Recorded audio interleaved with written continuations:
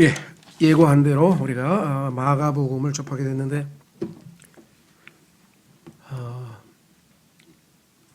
저만 그런 건 아닌 것 같고요. 대부분의 사람들이 가장 일부러가 아니라 소홀히 대하는 것이 바로 마가복음인 것 같아요.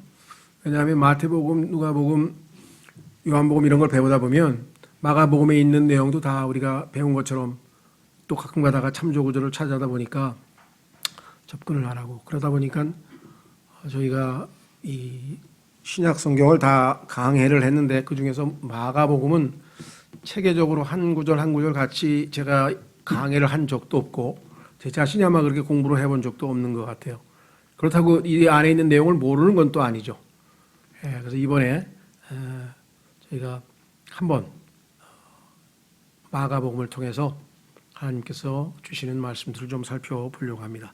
지난주에 말씀드린 것처럼 하나님께서는 인류에게 4개의 복음을 주셔서 우리가 예수 그리스도를 단순히 한쪽만, 한 평면만 하는 것이 아니라 4가지 방면에서 충분히 다 알기를 바라시는데, 오늘 우리가 접하는 이 마가복음은 지난주에도 보았듯이 하나님의 종, 그죠? 주의 종이신 예수 그리스도를 묘사한다고 했습니다.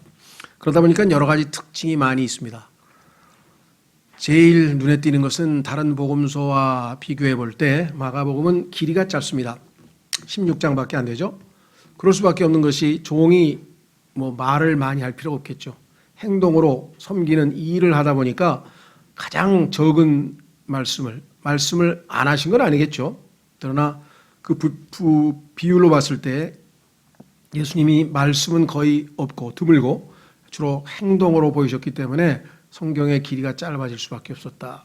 그 다음에 종에게 필요 없는 것들은 또 과감하게 생략을 했습니다. 예를 들면 족보가 필요 없고, 탄생이 필요 없고, 출생이 필요 없고, 어린 시절도 필요 없고, 기타 등등 종에게 해당되지 않는 것들은 또 과감하게 삭제하고, 반면에 종에게 해당되는 것들은 또 많이 들어 있습니다. 예를 들면 다른 어떤 복음서보다도 기적이 많아요. 20개가 넘는 기적이 있어요. 왜? 일을 계속 많이 하셨기 때문에.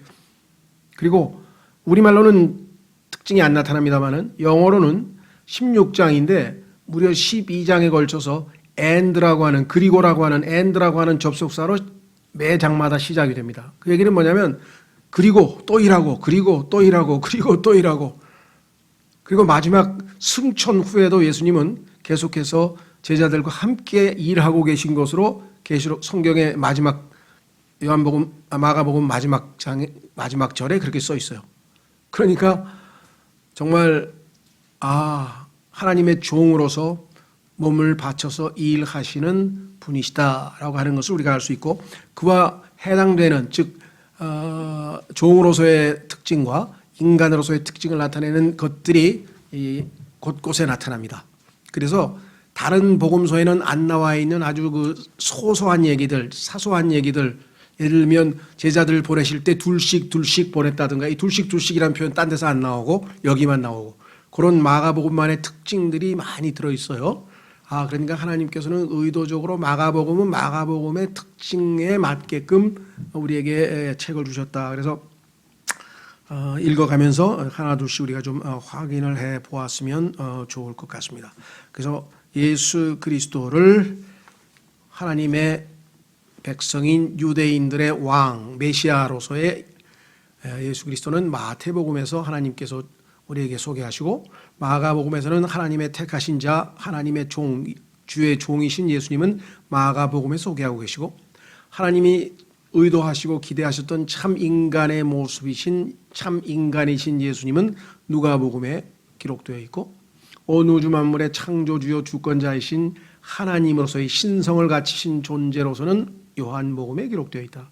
그래서 사복음서가 모순되는 것 같지만 모순이 아니라 강조점이 다르기 때문에 이게 다 보완되는 것이지 모순처럼 보이는 것이 결코 모순이 아니라는 것을 우리가 잘 알아야 되고, 특히 다행히 마가복음하고 요한복음은 시간 순서대로 기록되어 있어요. 그러나 마태복음과 누가복음은 사건이 일어난 순서대로도 기록되어 있지 않아요. 주제별로 편집이 되어 있어요. 그만큼 하나님께서 원하시는 초점이 다르다라는 사실을 좀 이해하시고, 그래서 마가복음에서 가장 많이 쓰인 단어가 즉시로 곧바로.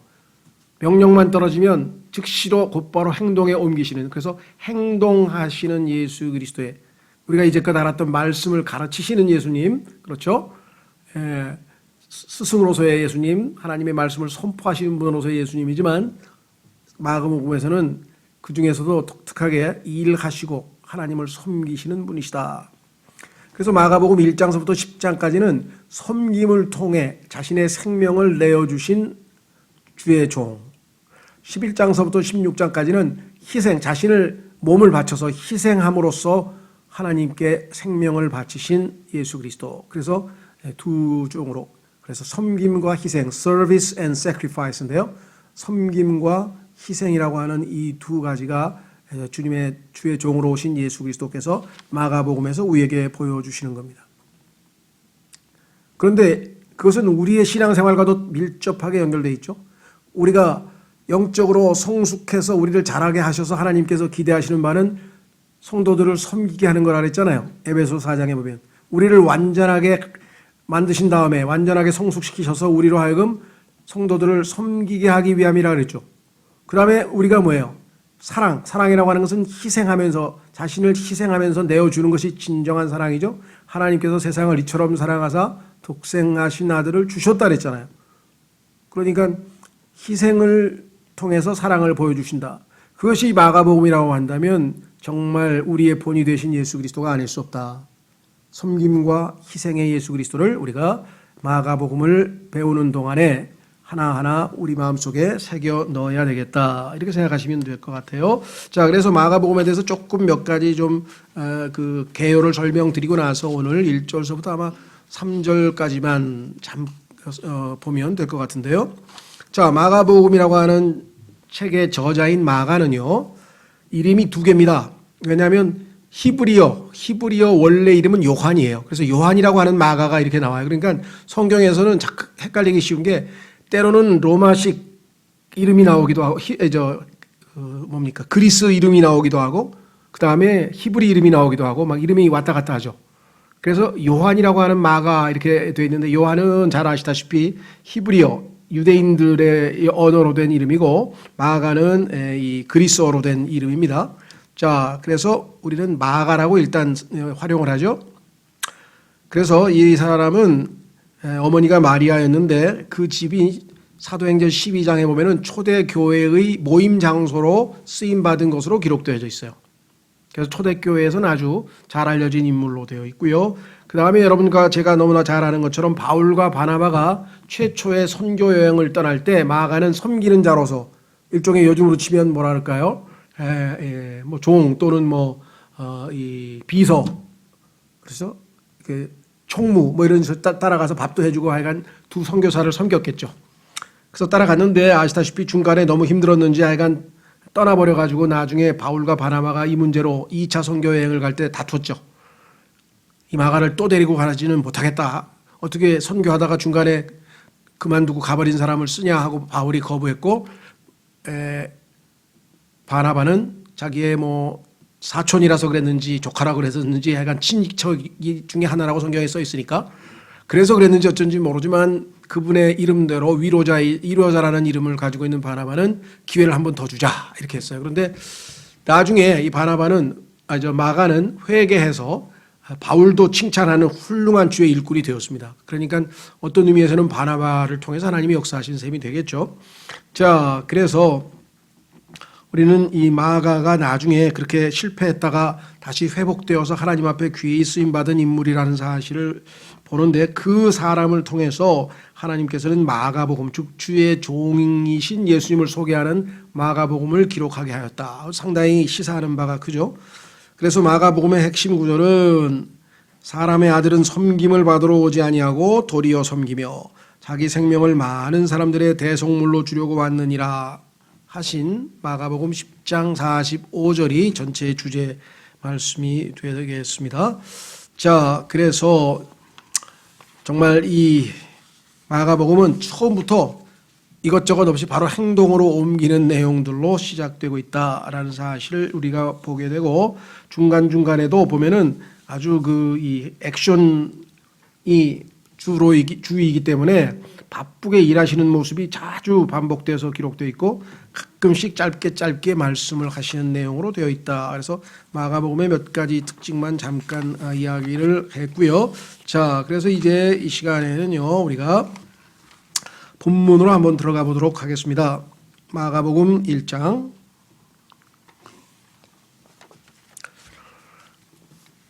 1절 하나님의 아들 예수 그리스도의 복음의 시작이라. 성경에 보면 우리가 오해하고 있는 것 중에 하나는 뭐냐면 사복음서가 마태복음서부터 시작하면서 우리가 잘 아는 신약 성경이 첫 번째 책입니다. 그런데 신약이라고 하는 것은 새로운 언약으로 예수 그리스도께서 죽으실 때 제자들과 함께 체결했고, 그리고 이것은 상속 유언, 다시 말하면 일종의 유언의 형태로 주어졌기 때문에 유언한 사람이 죽은 다음에 효과가 발생한다고 히브리서 9장에 써 있죠. 따라서 실제적으로 새로운 언약의 적용은 시행이 그 효과를 발휘하는 것은 예수님이 죽으신 이후부터예요. 그러면 앞에 나와 있는 복음서의 내용들, 즉 대부분의 예수님 죽기까지의 그 대부분의 내용들은 실제적으로는 신약이 시작되기 전의 이야기죠. 그런데 왜 신약 성경에다가 집어넣냐? 여기서 이제 문제가 생기는 거예요.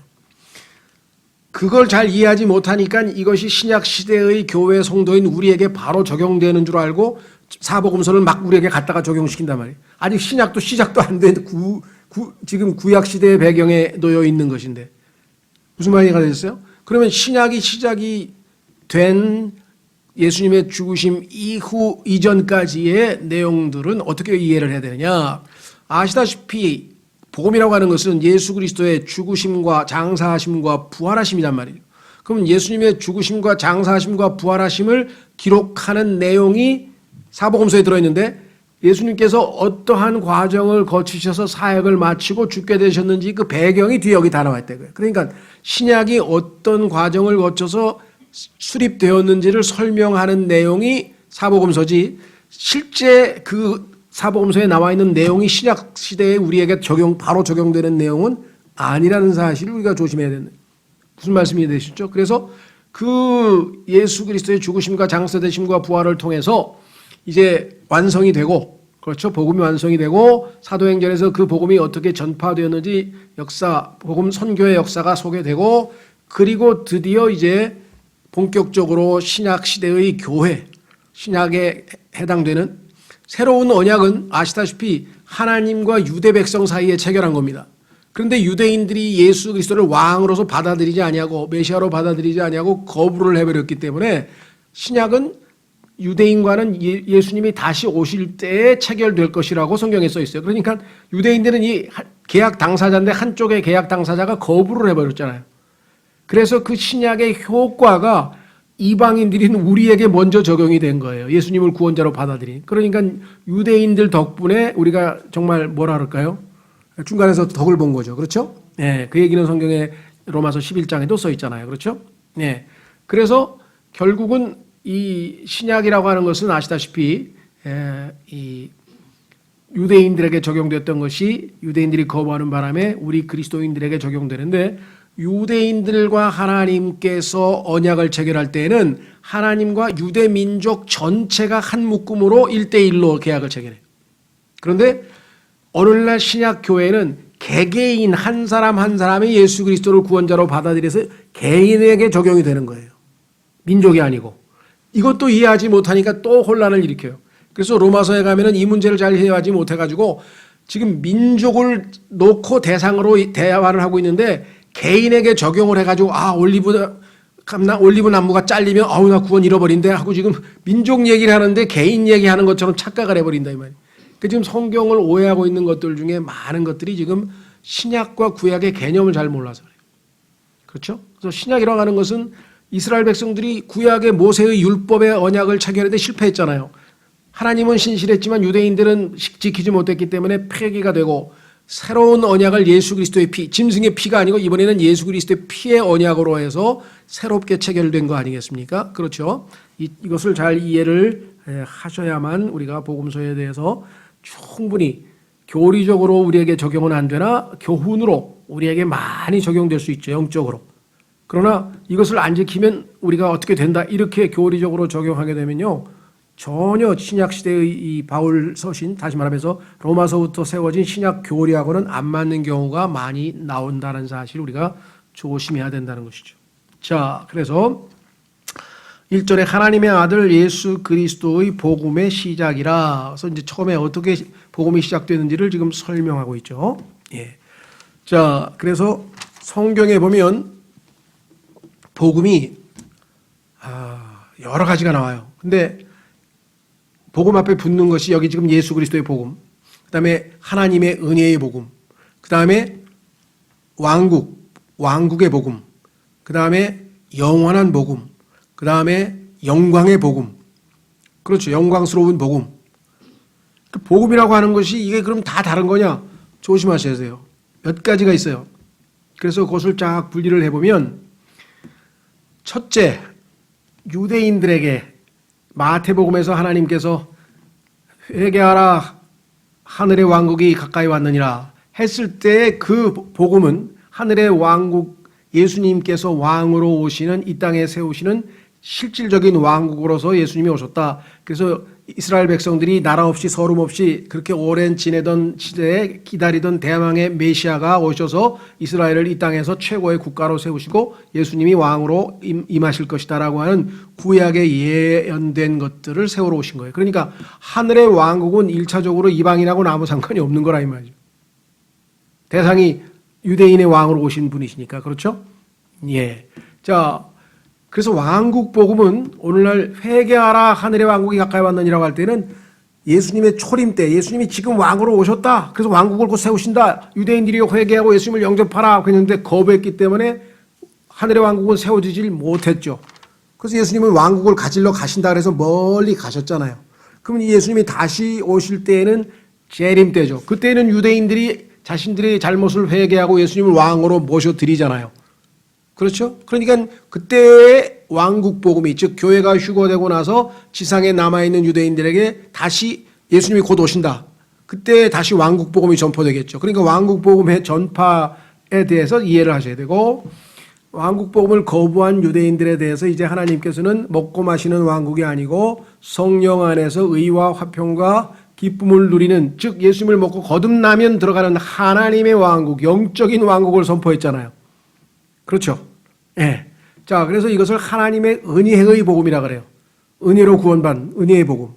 그래서 하나님의 은혜의 복음 신약 시대에 전파되고 유대인들에게는 왕국 복음이 전파되고 이 두 가지가 다르다는 것이죠. 그런데 하나님의 은혜의 복음은 우리가 그 복음을 받아들여서 그 복음에 의해서 믿음으로 잘 열매 맺는 삶을 살면 그 사람이 마지막에 영광스러운, 즉 그리스도의 심판석에서 영광을 누리는, 그래서 영광의 복음이 보상으로 주어져요. 반면에 이 왕국 복음은, 그렇죠? 왕국 복음은 성경에 보니까 영원한 복음이라고 해서 계시록에 가면은 마지막 때 유대인들에게, 즉 환난 기간 동안에 곧 오십니다 할 때에는 뭐라고 하냐면 이걸 영존하는 복음이라고 불렀는데, 왜냐하면 이것은 하늘의 왕국의 복음을 받아들인 유대인들에게 보상으로 주어지는 복음이에요. 그래서 사실은 4개지만 2개죠. 하늘의 왕국 복음과 하나님의 은혜의 복음, 이 얘기를 하고 있는 거예요. 그렇죠? 지금 이제 마가복음의 경우에는 1차적으로 왕국 복음이지만은 실제적으로 뒤에 가면은 이것이 유대인들의 거부를 통해서 우리에게 전해지는 하나님의 은혜의 복음과 연관이 되어 있는 것을 보게 됩니다. 그래서 이 복음이라고 하는 말 자체도 그냥 하나만 단순히 할 때는 우리는 일반적으로 우리에게 적용되는 예수 그리스도의 죽으심과 장사하심과 부활하심을 믿고 예수님을 구원자로 받아들이는 하나님의 은혜의 복음을 우리가 전파하는 것이다. 자, 두 번째, 대언자들의 글에 기록된 바 보라 내가 내 사자는 이때는 라이언이 아니고 메신저란 뜻이죠. 메신저. 사자를 내 얼굴 앞에 보내노니 그가 내 앞에서 내 길을 예비하리라. 광야에서 외치는 자의 소리가 있어 이르기를 너희는 주의 길을 예비하라. 그분의 행로들을 곧게 하라 한 것 같이. 요한이 광야에서 침례를 주고 죄들의 사면을 얻게 하는 회개의 침례를 선포하매. 자, 죄송합니다. 이게 막 모기가 내 앞에서 왔다 갔다 막 얼굴 앞에서 왔다 갔다 하네. 자, 그래서 여기 보시면 대언자들의 글에 기록됐다. 왜? 2절에 보니까 2절은 말라기 3장 1절에서 인용했고 3절은 이사야서 42장 1절에서 인용했죠. 40장 3절. 자, 그렇다면 정확하게 대언자들의 복수로 되어 있죠. 대언자들의 글에 기록된 바. 그런데요, 놀랍게도 킹제임 성경을 제외한 모든 성서에서 이걸 뭐라고 썼느냐? 선지자 이사야의 글에 기록된 바. 3절은 선지자 이사야에 기록된 건 맞습니다. 그런데 2절은 말라기에 기록되어 있는데 이것을 선지자 이사야에서 기록됐다 그랬어요. 아무리 뒤져봐도 안 나타나요. 그러니까 이거는 성경에 그런 오류가 들어있어요? 예, 치명적인 오류이지만 들어있습니다. 무슨 말이 이해가 되셨어요? 그러니까 올바른 우리가 정보가 조금이라도 잘못되면 이게 없어요, 구약에. 그럼 왜 마귀가 여기를 손댔을까? 이건 굉장히 중요합니다. 왜냐하면 신약 성경을 마귀가 뜯어 고친 부분의 핵심은 다 예수 그리스도의 신성, 예수님이 하나님이라고 하는 사실을 가리고 싶어서 예수님의 신성과 관련된 구절들은 다 덮어놨어요. 고쳐놨어요. 자, 한번 보겠습니다. 우리가 말라기 3장 2절로 가보세요. 왼쪽으로 마태복음 직전에 보면은 말라기가 있죠. 말라기 3장 1절로 가면은 이렇게 기록되어 있죠.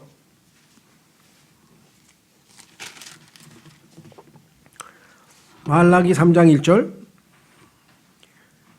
만군의 주가 말하노라. 만군의 주가 누굽니까? 여호와죠. 그런데 킹제임 성경에서는 여호와를 히브리어로 그냥 놔두지 않고 주라고 번역을 했고 그 주는 전부 다 굵은 글씨이기 때문에 주라고 굵은 글씨로 쓰여 있죠. 만군의 주가 말하노라. 보라, 내가 내 사자를. 그러면 내가 누굽니까? 만군의 주. 누구의 사자? 만군의 주의 사자를. 그가 내 앞에서 길을 예비할 것이요. 그가 지금 침례인 요한이라고 우리가 마가복음에서 봤죠. 또 너희가 구하는 주가 갑자기 자신의 성전에 임하리니. 자, 그렇다면 여기서 내가 내 사자를 보내리니 그가 내 앞에서 길을 예비할 것이요. 그런데 마가복음에서는 어떻게 인용됐나 보세요. 마가복음에서는 보라, 내가 내 사자를 내 얼굴 앞에 보내노니. 내 사자는 맞는데 내 얼굴이 아니라 내 얼굴이에요. 보라, 보내노니 그가 내 앞에서 내 길을 예비하리라. 자, 그러니까 주어가 만군의 주인데 여기서 내 얼굴 앞에 내는 당연히 아들이신 예수님을 가리키고 있죠. 따라서 구약의 여호와 하나님이 신약의 예수 그리스도라고 하는, 즉 예수 그리스도의 신성을 입증하는 구절입니다. 이런 구절이 성경에 보면 많이 나와요. 이런 구절이 나올 때마다 마귀가 이것을 가만두지 않는 거예요. 이 구절의 출처인 말라기, 즉 선지자들, 대언자들이라고 복수로 쓰였어야만 정확하게 맞는다라는 사실을 우리가 확인해야 되겠습니다. 그렇죠? 예, 그래서 몇 가지 한번 찾아보려고 해요. 왜냐하면 성경에서 마귀는 예수 그리스도가 신성을 지니신 하나님의 아들이라고 하는 사실을 많은 사람들로부터 숨기고 싶어 해요. 자, 한번 보겠습니다.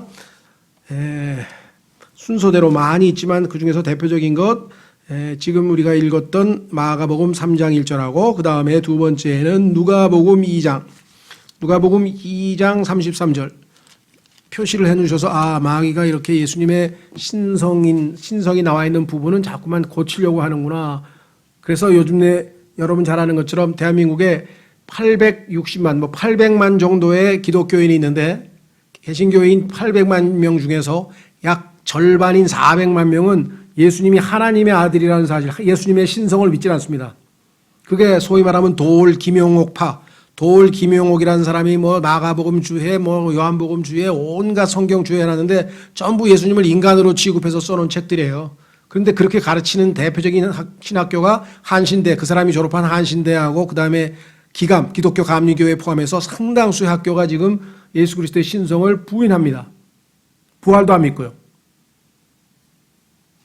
근데 이름은 기독교예요. 그러니까 얼마나 사람들이 혼동하기 쉽겠어요? 우리처럼 믿는 사람은 극소수입니다. 예수님이 하나님이라고 하는 사실만 믿어도 그 사람은 구원을 받는 거죠. 왜? 요한복음 9장 35절에 예수님이 하나님의 아들이신 것을 믿으면 구원을 받는다고 되어 있거든요. 그러니까 요한복음 9장 35절을 하나님의 아들을 사람의 아들로 또 뜯어 고쳐놨어요. 왜? 하나님의 아들을 믿으면 구원받고 사람의 아들을 믿으면 구원을 못 받죠. 사람의 아들은 훌륭하신 도덕 선생님밖에 더 되겠어요? 예수님이? 누가복음 2장 33절 보십시오. 뭐라고 되어 있나? 요셉과 아이의 어머니는 그가 아이에 관하여 말한 그 일들로 인해 놀라더라. 여기는 정확하게 요셉과 그 아이의 어머니라고 되어 있죠. 다른 성서들은 어떻게 되는지 아세요? 요셉의 부모라고 되어 있어요. 요셉은 예수님의 아버지가 아닙니다. 그렇기 때문에 킹제임스 성경에서는 요셉과 그 아이의 어머니는 이렇게 얘기를 했죠. 그렇죠? 예. 자, 그 다음에 누가복음 23장 42절. 누가복음 23장 42절에 가면 누가복음 23장 42절에 가면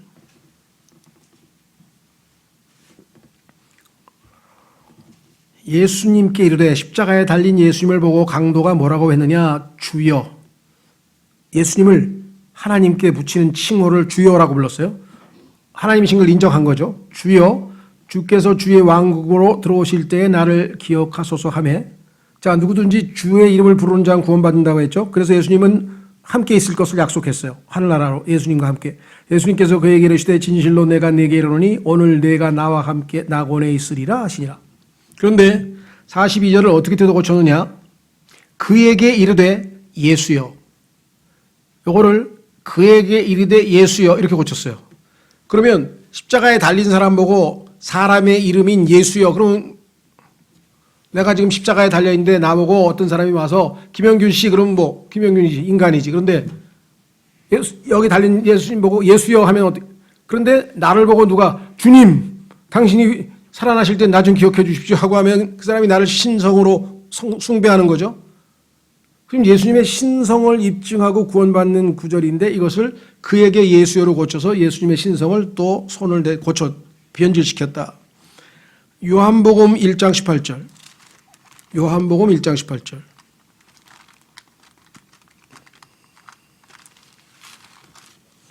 이것도 아주 교활한, 마귀가 창세기 3장 1절에 보면 교활하다 그랬는데 아주 교활한 수법을 썼습니다. 자, 뭐라고 되어 있나 보세요. 아무도 어느 때나 하나님을 보지 못하였을 때 아버지 품속에 계신 독생자께서 그분을 밝히 드러내셨느니라. 그런데 아버지 품속에 계신 독생하신 하나님께서 독생자라고 안 하고 뜯어 고쳤는데 독생하신 하나님이라고 했어요. 그러니까 어떤 사람은 예수님을 보고 하나님이라 그랬으니까 더 좋은 거 아닙니까? 이렇게 생각하는데 반대죠. 왜? 이 사람은 어떻게 생각하느냐? 하나님이 두 개야. 성경에는 하나님이 한 분이죠. 근데 이 사람은 독생하신, 즉 피조된 하나님 신이 하나 있고 창조주 신이 따로 있어. 그러니까 여호와는 창조주 신, 예수님은 창조주가 창조한 피조된 신. 그래서 예수님을 독생하신 하나님이라고 부르는 거예요. 이 여호와의 증인들이 좋아하는 구절이에요. 봐라, 여기 독생하신 하나님이라고 그랬지 않느냐? 여호와 하나님하고 다른 분이다. 예수님과 여호와 하나님은 다르다고 가르치기 위해서 이거를 만들어낸 구절입니다. 그 다음에 요한일서 5장 7절. 요한일서가 아니죠. 그 다음에는 사도행전 3장 13절. 사도행전 순서대로 보겠습니다. 사도행전 3장 13절에 가면은 예수님의 신성을 거부하기 위해서 아주 곳곳에 손을 대놨어요.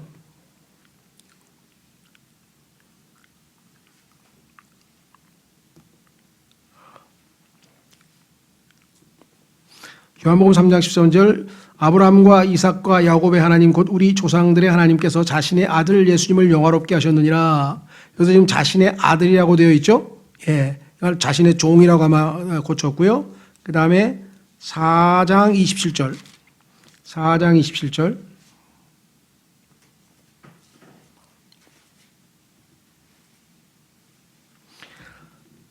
진실로 헤롯과 본디오 빌라도가 이방인들과 이스라엘 백성과 더불어 함께 모여 주께서 기름 부으신 주의 거룩한 아이는 아들이란 뜻이고 생명이 있다는 뜻이죠. 그런데 주의 거룩한 아이 예수님을 주의 거룩한 종이라고 고쳤어요. 그 다음에 30절도 똑같아요. 주의 거룩한 아이를 주의 거룩한 종이라고 했어요. 아이라고 하는 것은 생명의 관계입니다. 아버지와 아들과의 관계. 그 단순히 종. 그럼 구약의 대언자들도 다 하나님의 종들이죠. 그 다음에 결정적인 것은 디모데전서 3장 16절. 그래서 어떤 분은 디모데전서 3장 16절 한 구절만 봐도 그것이 하나님께서 보존해 주신 올바른 성경인지 아닌지를 판가름할 수 있다. 다른 많은 부분도 마귀가 손댔지만 요한복음 3장 16절은 결정타죠. 결정타.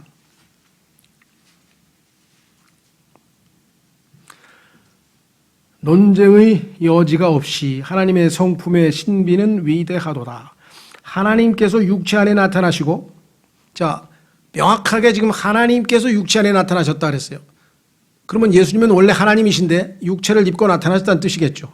그런데 이것을 뭐라고 했냐면은 그가 하나님 대신에 대명사로 그라고 했어요. 그가 육체 안에 나타나시고, 그래서 그가 누구냐 그러니까 다 예수님이라는 거야. 그러면 예수님이 이 땅에 오실 때 영으로만 나타났습니까? 영적이 안 보이는 천사처럼 영으로 나타났어요? 아니면 예수님은 인간의 몸을 입고 육체로 나타나셨어요? 당연히 육체를 입고 나타나셨죠. 그러면 그가 육체를 입고 나타나셨다는 얘기는 아무 의미가 없어요. 예수님이 인간이니까 육체를 입었겠지. 그런데 하나님이 육체를 입고 나타났다. 그분이 예수님이다. 그러면 예수님이 하나님이라는 뜻이잖아요. 예수 그리스도의 신성을 거부하기 위해서 하나님이라는 단어를 제거하고 여기다가 그라고 슬쩍 집어넣었다 이 말. 자, 그 다음에 한 구절 더. 요한 1서 5장 7절. 요한 1서 5장 7절.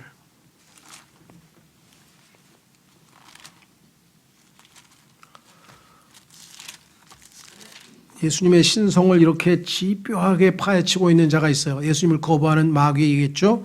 요한 1서 5장 6절 보시면 이분은 물과 피로 오신 분이시니 곧 예수 그리스도시라. 예수님은 이 땅에 올 때 물과 피로 오셨다 그랬어요. 물로만 오지 아니하시고 예수님은 물에서 태어나는 것은 인간이죠. 이 땅에 있는 모든 육체적인 생명은 창세기 1장 20절에서 물을 보고 하나님께서 명령을 내렸죠. 물은 생명체를 내라, 생명이 있는 존재를 내라 했을 때 모든 생명체는 다 물에서 나옵니다. 인간도 물에서 나오고요. 그래서 예수님께서 물로 한번 태어나고 육체적으로 한번 태어나고 그 다음에 어디로부터? 영으로, 성령으로 다시 한번 태어나야 된다. 그래서 요한복음 3장에서는 육체적 출생과 영적 출생 두 가지를 언급하면서 다시 태어남에 대해서 거듭남에 대해서 말씀하셨는데 여기도 마찬가지 물로만 하지 아니하고 물과 피로 오셨느니라. 예수님은 물로 오신 인간이실 뿐만 아니라 사도행전 20장 28절에 말씀하신 것처럼 하나님의 피를 지니신 인간의 피, 요셉의 친아들이 요셉의 아들이어서 인간의 피를 지니고 계시면 예수님도 죄성을 물려받았겠죠. 아담으로부터. 그러나 예수님은 성령으로 잉태하셨기 때문에 예수님은 인간의 피를 가지고 있지 않으셨어요. 그래서 하나님의 피를 지니신 신성을 지니신 분이시라고 성경에 말씀을 했어요. 그렇죠. 그런데 이 구절을 통째로 날렸습니다. 어디? 7절. 7절 자체를 없애버렸어요. 하늘에 증언하는 세 분이 계시니 곧 아버지와 말씀과 성령님이시니라. 또 이 세 분은 하나이시라. 자, 그래서 한 분 하나님이 아버지와 말씀과 성령으로 존재한다고 하는 삼위일체를 완전히 또 아예 없애버렸습니다. 그리고 어떻게 했느냐? 6절의 끝부분에 있는 것, 증언하시는 이 6절의 절반을 잘라가지고 7절인 것처럼 싹, 그러니까 7절 전체는 다 없애버리고 6절 절반을 잘라가지고 7절에다가 살짝 껴서 마치 7절이 있는 것처럼 속임수를 했죠. 다른 데서는 그냥 아예 통째로 없애가지고 없음 이렇게 해서 과감하게 들어갔는데 이 구절은 너무나 잘못하면 주목받기 쉬우니까 7절 전체를 없애버리고 6절에 있는 절반을 잘라서 7절인 것처럼 교묘하게 갖다 붙였어요. 자, 벌써 지금 우리가 한 19절 가까이 예수 그리스도의 신성만 보면 마귀는 그냥 두려고 하지를 않아요. 무슨 말이 이해가 되셨죠? 그래서 지금 마가복음 1장에서 말라기 3장 1절을 찾아보기만 해도 아, 여호와 하나님이 예수 그리스도시구나라고 하는 사실을 금방 알 수 있는데도 불구하고 그 구절을 아주 삭제시켜버린 참 약한 마귀들의 공격이 있었다는 것. 자, 그 다음에 3절로 가서 광야에서 외치는 자의 소리가 있어 이르기를 너희는 주의 길을 예비하라 그분의 행로들을 곱게 하라 한 것 같이. 그러니까 이 요한에게, 침례인 요한에게 두 가지 명령을 했네요. 그렇죠? 침례인 요한은 예수님의 길을 예비하는 것이 임무라고 2절에 나와 있어요. 그렇죠? 그 다음에 너희는 주의 길을 예비하라. 그러니까 침례인 요한은 너희라 그랬어요. 너희가 누구예요? 이스라엘 백성들이잖아요. 그러니까 두 가지죠. 침례인 요한은 하나님께서 침례인 요한에게 예수님의 길을 예비하라 그랬더니 침례인 요한은 자신의 제자들과 동료들에게 너희는 주의 길을 예비하라 그래서 침례인 요한은 양쪽 다 하나님과 인간 사이의 중재자로서 지금 두 가지 명령을 지금 내리고 있죠. 두 가지를 준비해야 된다. 그분의 행로들을 걷게 하라 한 것 같이 이렇게 되어 있습니다.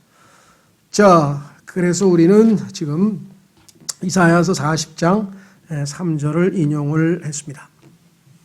놀라운 사실은 이사야서라고 하는 책이 갖고 있는 특징인데요. 이사야서 40장은 아시다시피 어떤 특징이 있느냐. 마태복음이 소위 말하면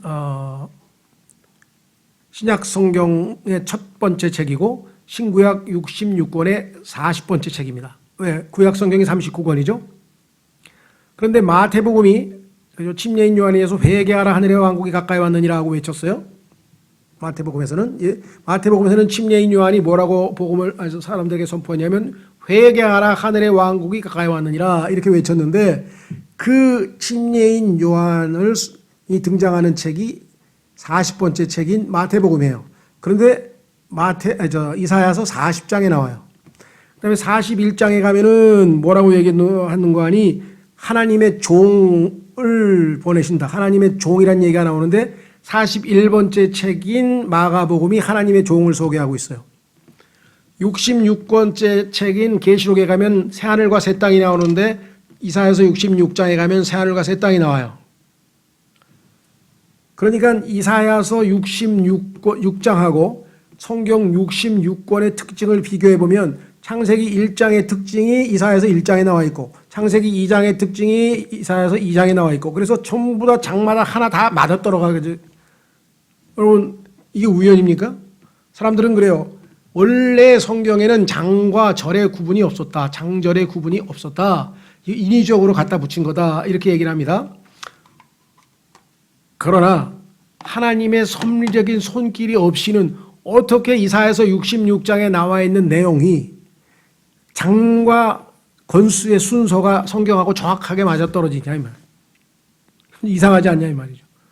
그렇죠? 예, 그래서 우리가 무슨 장절을 구별하는 것이 뭐 영감을 받았다 이걸 주장하는 게 아니라 그것은 하나님의 손길이 아니면 있을 수 없는 현상들이 거기에 너무나 많이 들어있다는 것을 우리가 인정을 한다 이 말이죠. 그렇죠? 자, 그래서 우리 한 구절만 보겠습니다. 요한이 광야에서 침례를 주고 죄들의 사면을 얻게 하는 회개의 침례를 선포하며 온 유대 땅과 예루살렘 사람들이 그에게 나가 자기 죄들을 자백하며 요르단 강 속에서 다 그에게 침례를 받더라. 자, 여기서 이제 중요한 게 하나 있는데요. 이게 좀 쉽지가 않아서 좀 잘 생각을 해야 되는데 무슨 소리냐면은 4절에 요한이 광야에서 침례를 줬다. 이것까진 맞는데 그 다음에 뭐라 하냐면은요. 죄들의 사면을 얻게 하는 회개라고 썼어요.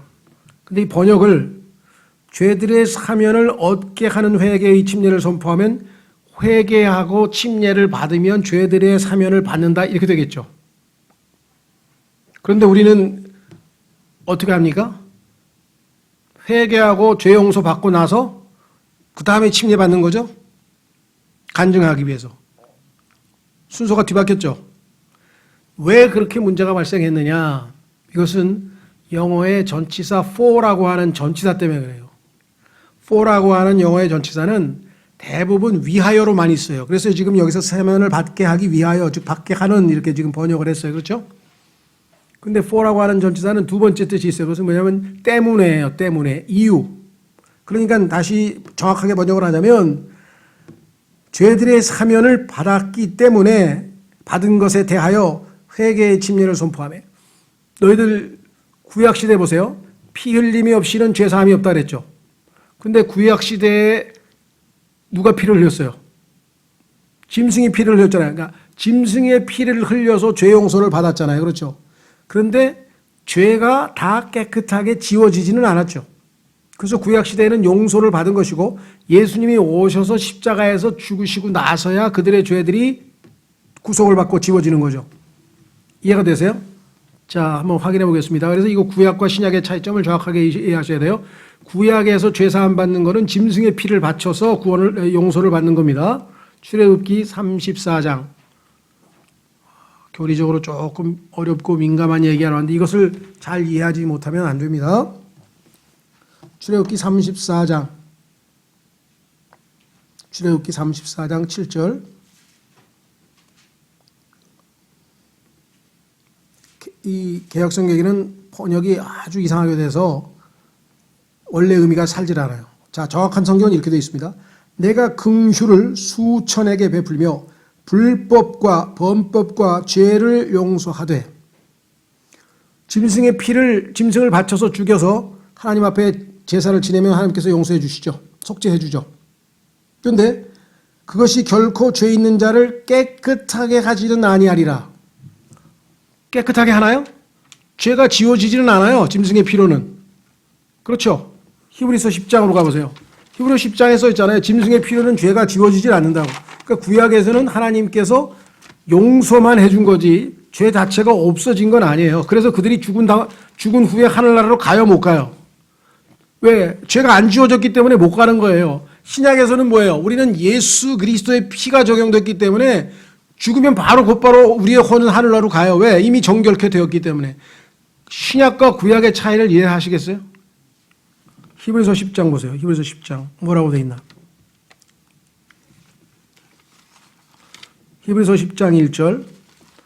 히브리서 10장 1절.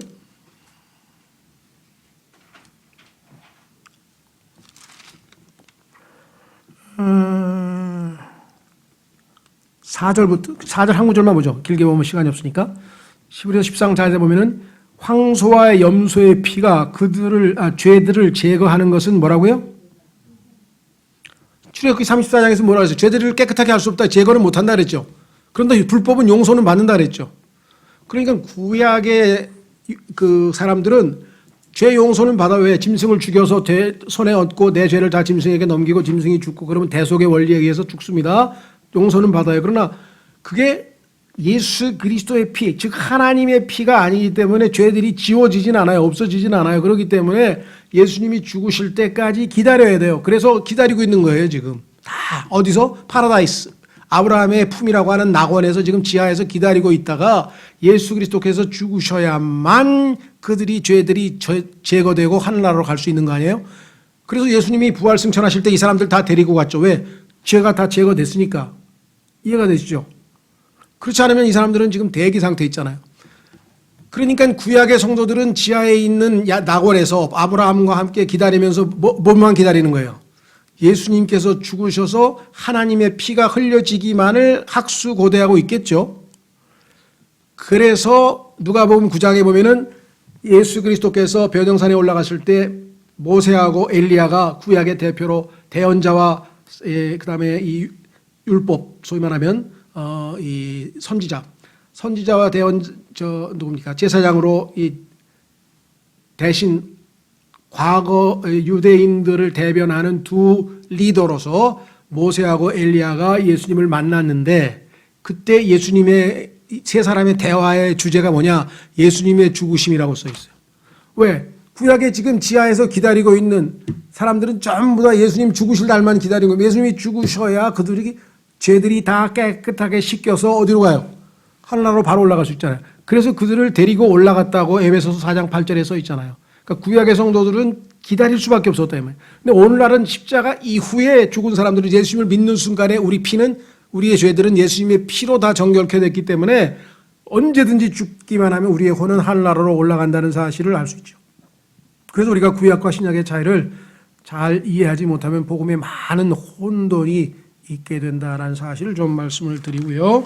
자, 그래서 오늘 너무 길게 하면 안 되니까 다음 시간에 요 for the remission of sins, 죄사함을 받았기 때문에라고 때문에로 번역을 해야 될 것을 죄사함을 받기 위하여로 번역하면서 교리가 큰일 나죠.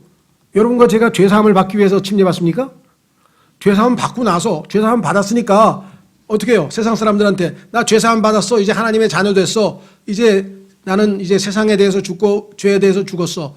이제 하나님에 대해서 살 거야. 나는 이제 하나님 자녀로서 새롭게 새 창조물로 살 거야 하고 사람들에게 간증하는 것이 침례지.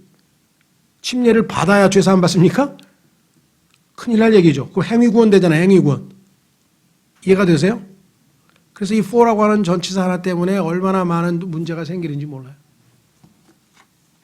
자, 저희가 복선이 좀 깔려 있었는데요. 다음 시간에 조금 더 보완 설명을 하기로 하고 오늘은 여기서 잠깐 오늘 주신 말씀을 통해서 예수 그리스도의 복음을 우리가 정확하게 잘 깨닫고 이해하고 특히 오늘날 적용되는 하나님의 은혜의 복음과 유대인들에 대한 왕국 복음의 차이를 잘 이해해서 오늘날 저 서울역이나 지하철에서 회개하라 천국이 가까이 왔느니라 이거 복음 전하면 안 돼요. 오늘날은 그 복음 전하는 게 아니에요. 주 예수 그리스도를 믿으라 그리하면 내가 구원을 받고 내 집이 구원을 받으리라. 즉 하나님의 은혜의 복음을 전해야지 천국 복음을 전하는 게 아니라는 것을 우리가 사람들에게 정확하게 알려줘야 되겠죠. 그렇죠? 네, 잠깐 여러분과 제가 오늘 말씀을 위해서 기도하겠습니다.